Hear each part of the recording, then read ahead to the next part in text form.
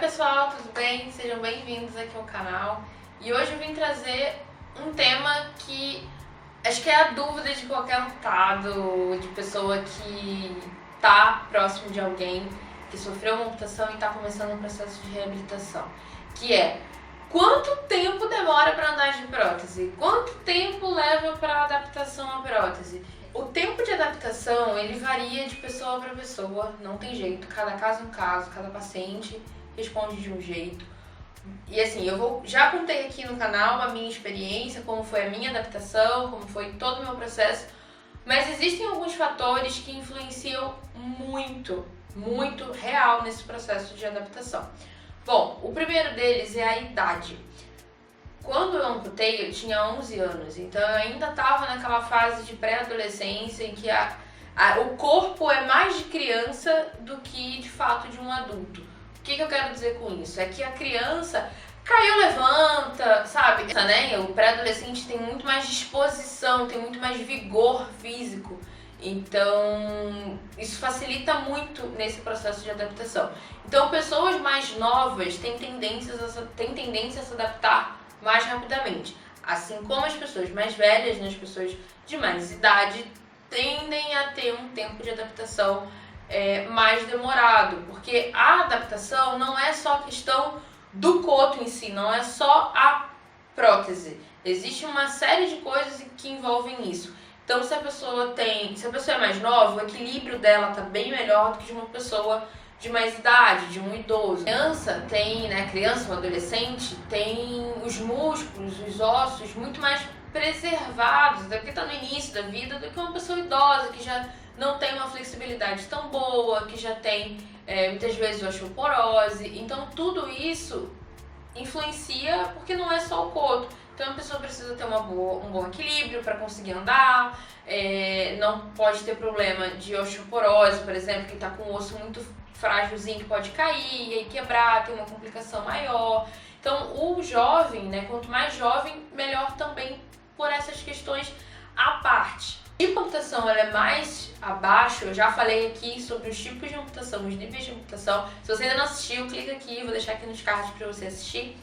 O tipo de amputação influencia muito também. Pessoas que têm amputações mais para baixo, mais abaixo do joelho, elas tendem a se adaptar de forma mais rápida.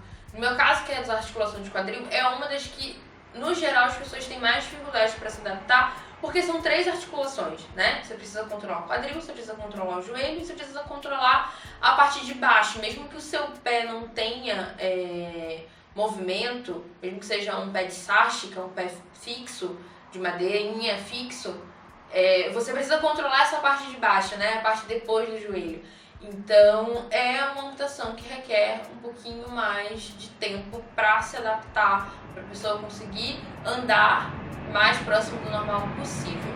Por exemplo, as pessoas que têm o joelho, né, os transtibiais, a adaptação tende a ser muito mais rápida, porque ele já tem a principal articulação da perna, que é o joelho. E isso facilita muito porque o joelho é dele, ele controla ainda o joelho. Então isso facilita muito no processo de adaptação. Então o nível da amputação vai fazer muita diferença no final da reabilitação. Outro fator, né, outras coisas que influenciam muito é o que está ligado à amputação. Então, no meu caso, por exemplo, foi câncer, eu tive câncer, já contei aqui a minha história. E depois da amputação, ainda fiz quimioterapia, eu ainda estava muito magrinha por conta da quimioterapia. Então, existia uma série de coisas que influenciavam, inclusive, no meu bem-estar físico, além do psicológico, do mental, enfim, sei lá mais o que.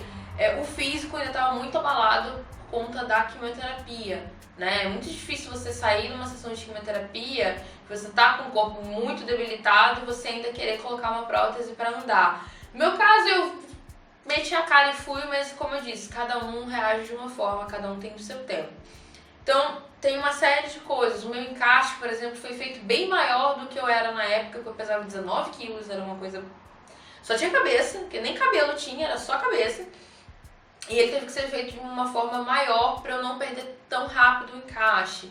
Então existem uma série de coisas, pessoas que têm diabetes, que perdem, geralmente pessoas mais idosas, que perdem a perna por diabetes, tem todo um cuidado além para não ferir o coto, porque às vezes a sensibilidade foi perdida, então você precisa ter muito cuidado para não machucar o coto, porque a cicatrização é difícil para quem tem diabetes. Se foi um acidente, que geralmente é para a maioria aí dos jovens e dos adultos até seus 25 anos, 30 anos, a maioria é acidente, geralmente de moto, infelizmente, muito triste isso. Você tem a questão se a outra perna que ficou, se ela está preservada, se ela teve alguma cirurgia. Porque às vezes a pessoa perde uma perna, mas a outra está cheia de parafuso, está com gaiola, está com uma série sofreu uma série de danos que também atrapalham no processo de reabilitação. Então, o que eu quero dizer também com tudo isso é que cada um tem o seu tempo. Não adianta você querer comparar a sua adaptação com a minha, porque a minha forma, né, de ter perdido a perna pode ser totalmente diferente da sua, a minha idade é diferente da sua, o psicológico é diferente, o suporte, né, que você tem em volta de médicos, de fisioterapeutas, de familiares, tudo isso influencia muito.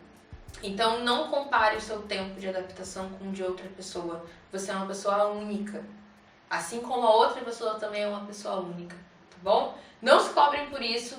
E também não vou dizer, para quem estava esperando, eu não vou dizer o tempo que leva para se adaptar, porque isso é muito particular, tá bom? Bom, gente, é isso. Se inscrevam aqui no canal para não perder nenhum vídeo. Acompanha lá no Instagram, @tayalbino, que eu sempre estou postando coisa por lá também, tá bom? E até o próximo vídeo.